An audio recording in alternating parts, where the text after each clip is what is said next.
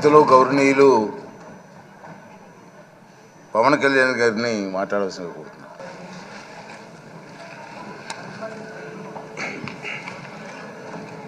పదహారవ శాసనసభకి ఏకగ్రీవంగా ఎన్నికైన సభాపతి శ్రీ చింతకాయల అయ్యన్ పాత్రుడు గారికి హృదయపూర్వక నమస్కారాలు, మీ శుభాకాంక్షలు.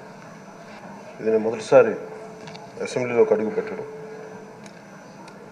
ఇలాంటి సుదీర్ఘ రాజకీయ అనుభవం ఉన్న దాదాపు 7 సార్లు ఎమ్మెల్యేగాను, ఒకసారి పార్లమెంట్లో అడుగుపెట్టిన మీకు, Panchayati Raj, technical education, forest, R&B అనేక మంత్రిత్వ శాఖల్ని సమర్థవంతంగా నిర్వహించిన మీకు ఈ సభాధ్యక్షుడు, ఈ స్పీకర్ స్థానంలో కూర్చోవడం నాకు చాలా ఆనందంగా ఉంది.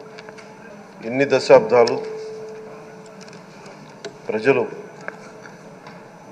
రాజకీయ జీవనంలో ప్రజలు మీ వాడి వేడి చూశారు. మీకు కోపం వస్తే ఋషికొండను చెక్కినట్టు ప్రత్యర్థులకి పదునైన ఉత్తరాంధ్ర యాసలో గుండు కొట్టేస్తారు. నాకు ఒకటే బాధేస్తాం సార్, ఇకపైన మీకు తిట్టే అవకాశం లేకపోవడం. కానీ ఇక మీద సభలో ఎవరు తిడుతున్నా దాన్ని ఆఫ్ చేసే బాధ్యత మీ చేతిలోనే ఉంది. మీరే మైక్ ఆఫ్ చేయాలి. అంటే మా చిన్నప్పుడు నేను చూసేవాడు, ఒకసారి అల్లరి చేసే అబ్బాయిని క్లాస్ లీడర్ చేసేవాడు చిన్నప్పుడు మా స్కూల్లో. కానీ ఇన్నాళ్ళు ప్రజలు మీ వాడి వేడి పలుకులు, మీ ఘాటైన వాగ్దాటి చూశారు. ఈ రోజు నుంచి రాష్ట్ర ప్రజలు మీ హుందాతనం చూస్తారు. డిబేట్స్ వెనకాల దాక్కుని సంస్కారహీనమైన భాషలని, భావాలని రకరకాల మాధ్యాల్లో విరజిమ్ముతూ ఉంటారు. దాని నియంత్రణ మీ ఆధ్వర్యంలో ఇక్కడి నుంచే మొదలవ్వాలి. ఇందాక సభానాయకులు గౌరవ ముఖ్యమంత్రి శ్రీ చంద్రబాబు నాయుడు గారు చెప్తారు, ఆడబిడ్డలు ఏ విధంగా నలిగిపోయారు ఈ రాష్ట్రంలో గత 5 సంవత్సరాల్లో. చిన్న లేదు, పెద్ద లేదు, ఎవరని లేదు. ఎవరన్నా సరే ఒక మాట మాట్లాడితే వాళ్ళకి వ్యక్తిగతంగా దూషణ, సోషల్ మీడియాలో వాళ్ళని క్యారెక్టర్ అసాసినేట్ చేయటం, వాళ్ళు పెద్ద నాయకులు కావచ్చు, కార్యకర్తలు కావచ్చు, లేదా వాళ్ళకి ఎదురు తిరిగి ఒక ఒపీనియన్ చెప్పి ఎవరైనా సగటు మనిషి కూడా కావచ్చు, అది ఇక్కడతో ఈ రోజు నుంచి ఆగిపోవాలి అధ్యక్ష. అది మీ ఆధ్వర్యంలోనే మొదలవ్వాలి. గత ప్రభుత్వం తాలూకు సభ జరిగిన విధానం చూస్తే వ్యక్తిగత దూషణ ఇవన్నీ చాలా ఇబ్బంది పెట్టేది. ఈ రోజున వాళ్ళకి 11 సీట్లకు పరిమితం అయ్యారు. ఈరోజు లేరు, ధైర్యం లేదు వాళ్ళకి. విజయాన్ని తీసుకోగలిగారు కానీ ఓటమి కూడా ధైర్యంగా కూర్చుకునే వాళ్ళకి స్థాయి లేదు. వాళ్ళకి పారిపోయారు ఇక్కడి నుంచి. భావంలో ఉండే తీవ్రత భాషలో ఉండాల్సిన అవసరం లేదు. భాష మనుషుల్ని కలపడానికి కానీ విడగొట్టడానికి కాదు. భాష విద్వేషం రేపడానికి కాదు, పరిష్కరించడానికి. ఎంత జటిలమైన సమస్య అయినా, భయంకర సమస్య అయినా చర్చల ద్వారా పరిష్కరించుకోవడానికి కానీ వివాదం సృష్టించడానికి కాదు. ఈ సభ ఉన్నది అందుకు. కానీ మనం చూసింది వాళ్ళ దగ్గర నుంచి బూతులతోటి, వ్యక్తిగత దోషులతోటి రాష్ట్ర పురోభివృద్ధిని ఆపేశారు.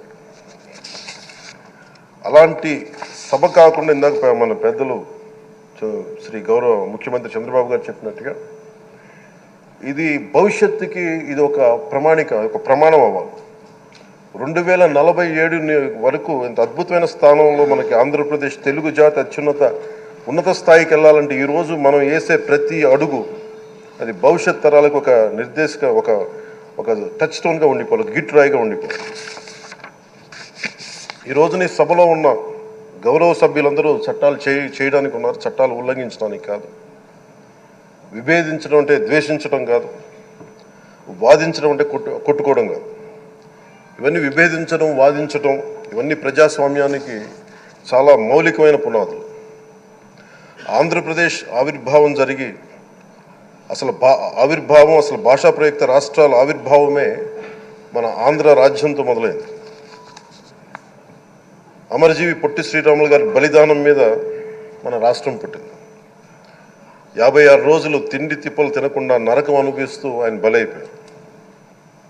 ఆయన మరణానికి చేరువవుతూ ఆమరణ నిరాహార దీక్ష చేసిన ప్రతిరోజు మనకి దాదాపు ఈ సుదీర్ఘమైన 6 దశాబ్దాల కాలం 1.5 సంవత్సర కాలం అంటే ఆయన ప్రతిరోజు చావుకు చేరువవుతూ భోజనం లేకుండా ఆయన గడిపిన ప్రతిరోజు మనకి 1.5 సంవత్సర కాలం. అలాంటి నేపథ్యంలో అలాంటి మహోన్నతుడు శ్రీ పొట్టి శ్రీరాములు గారి త్యాగాన్ని కనుక మనం ఈ సభలో ప్రజా సంక్షేమం కోసం మాత్రమే చర్చలు జరగాలి, వాదోపవాదాలు హద్దులు దాటకుండా ఉండాలి, వ్యక్తిగత దూషణకి తావివ్వకుండా ఉండాలి. అలా కాకుండా గత ప్రభుత్వంలాగే ఈ సభని తిట్లకి బూతులకి కొట్లాటకి వాడితే ప్రతి నిమిషం పొట్టి శ్రీరాములు గారి బలిదానాన్ని అవమానం చేసినట్టే. ఒక గొప్పవాడు ఒక మహానుభావుడు బతికినప్పుడు మాత్రమే కాదు, చనిపోయిన తర్వాత కూడా కొన్ని తరాలు ఉపయోగపడతారని నిరూపిస్తారు.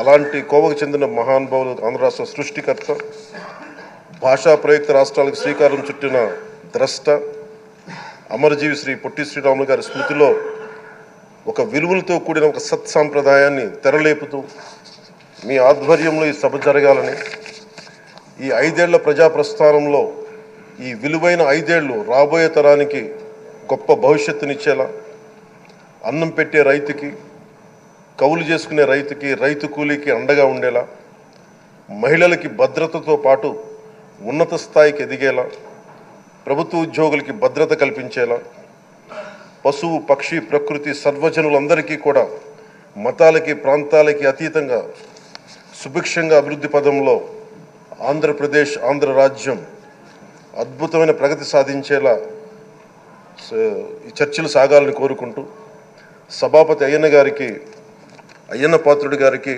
మీ ఆధ్వర్యంలో ఈ సభ ఒక సరికొత్త సాంప్రదాయానికి సత్సాంప్రదాయానికి ఇది తెరతీయాలని కోరుకుంటూ మీకు మరోమారు శుభాభినందనలు తెలియజేసుకుంటాను.